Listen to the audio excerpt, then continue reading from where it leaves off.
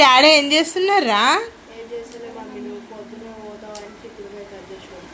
అబ్బో బాగానే ప్రేమ కరిగిపోతుందిరా నా మీద ఈ మధ్యన.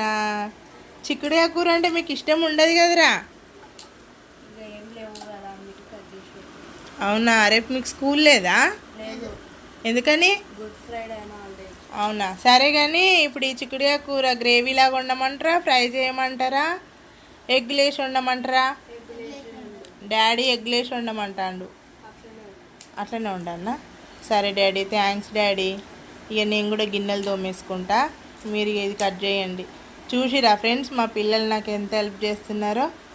మీ పిల్లలు కూడా ఇలా హెల్ప్ చేస్తే కామెంట్ చేయండి. బాయ్ ఫ్రెండ్స్, నచ్చితే లైక్ చేయండి, షేర్ చేయండి, సబ్స్క్రైబ్ చేసుకోండి.